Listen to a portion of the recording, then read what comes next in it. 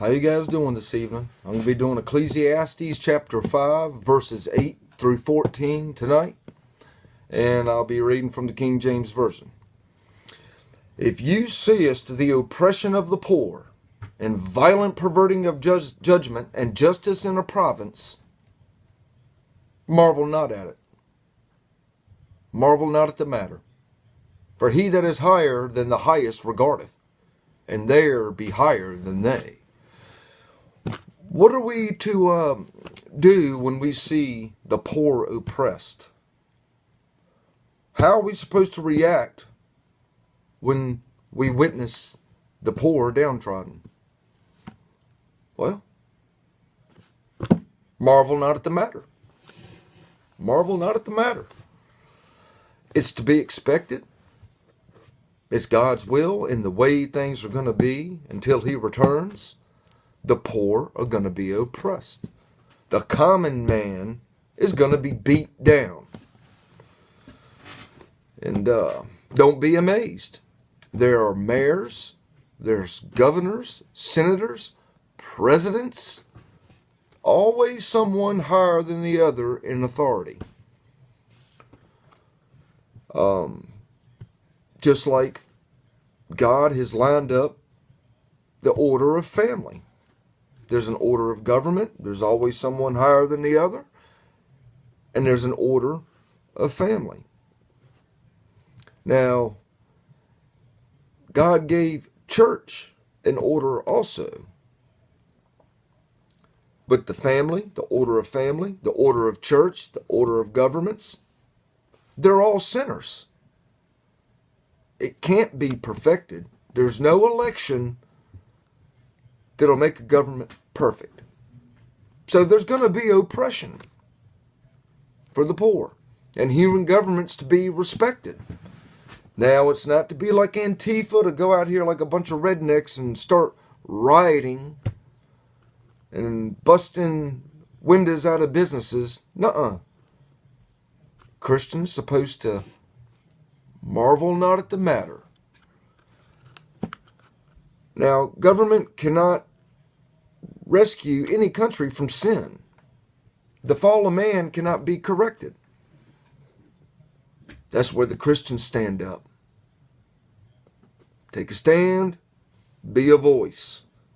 Like I said, we're supposed to regard and submit to government, but not to deny the moral values, the characteristics of Christ, and deny His name, though.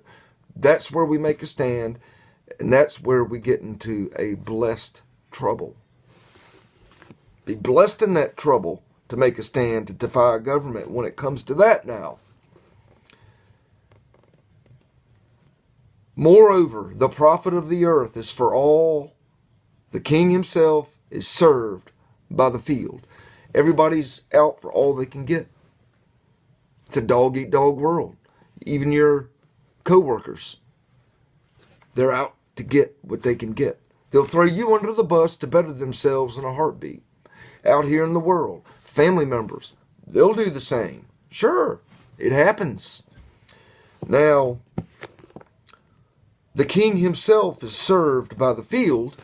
A king and an official of a state that's honorable and with equality for all, operating instead of bribery and without evil, is gain. But that's hard to get. You know, it'd be nice to have a good Christian, solid statesman running America. But 9 times out of 10, that's not the case. But it's gain when you have a man in there or a woman in there that's godly and runs things by the institutions of God versus the institutions of man. He that loveth silver shall not be satisfied with silver, nor he that loveth abundance with increase. This is also vanity. Scripture never condemns wealth. It does the lustful desire for money, silver. Greed drives people's being. It's their very existence. is the core of their existence. There's a popular book out called The Art of the Deal. The Art of the Deal. Read that book. It's Art of the Deal. It'll make you powerful. Well, you know what? In all honesty, to be honest, to be real, that book should be called The Art of Bankruptcy.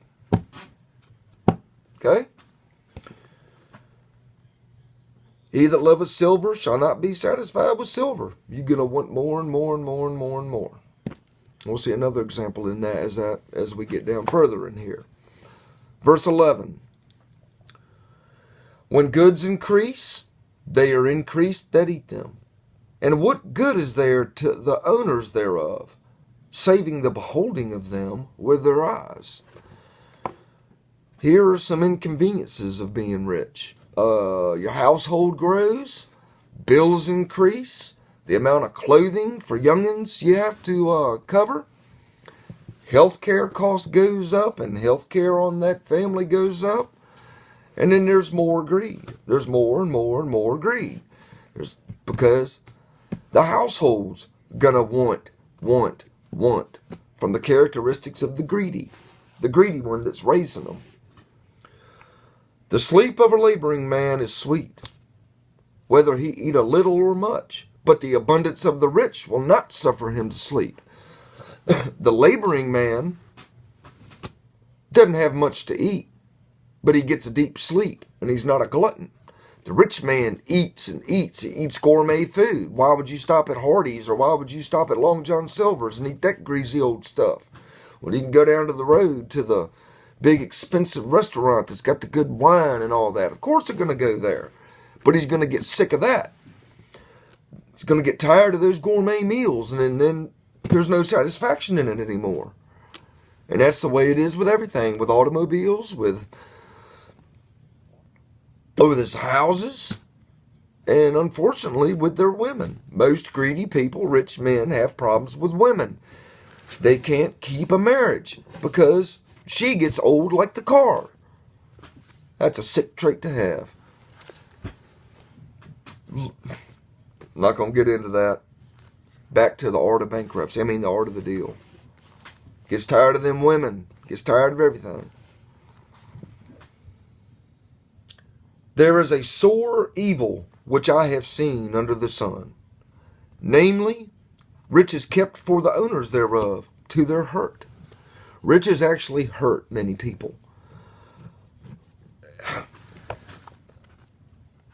It's hard to explain in the little bit of time I got, but riches, money, wealth, it hurts. You can't sleep because you're worried about what your stock market's doing. You're worried about how you're going to gain that next dollar, who you're going to crack a bat and knock somebody behind the knees with it and knock them to the ground to take their place to get their money in a situation in business. Money hurts. And a good evidence of money hurts, look at celebrity suicides. They have everything they want. Any car they want. Any kind of fashion they want. Any kind of wife or husband they want. Because people go after money. People with money, right? Take Anthony Bourdain. He's the latest one that I can recall, for instance. Had a great show. Everything he could possibly want. People were starstruck by him. Guy commits suicide. Now why? A dark heart. A dark heart. That right there is proof positive that wealth hurts. He hurt so bad to take his life and leave that young little gal, that young little girl, behind without a father. Now what's that going to do to her psychology the rest of her life? It ain't good. Wealth hurts. You know, I'm blessed. I'm poor. And I'm rather blessed in it. You know, really, I am. I think about what it'd be like to have money. You'd sin, sin, sin. If I won the lottery, I'd sin, sin, sin. But you know what? I live for Christ. So I'd probably donate a lot of that money to help build churches across seas in some of these colored nations, is what I'd do. Verse 14. This will end the lesson. But those riches perish by evil travail. And he that begetteth a son, and there is nothing in his hand. Someone can accumulate a fortune and will it to a son or a daughter, and it's gone. They'll blow through it. Blow right through it. There are people in positions of influence today because they were brought up wealthy. They're rich. They inherited everything they've got. And they get the positions they get because of their bloodline name. Y'all can probably go through a bunch of celebrities and stuff that got famous from their name. The Jacksons. Not all of them were famous musicians, but a lot of them are famous because of their last name. And I know y'all have heard the slogan, you never see a U-Haul trailer behind a hearse. You can't take it with you.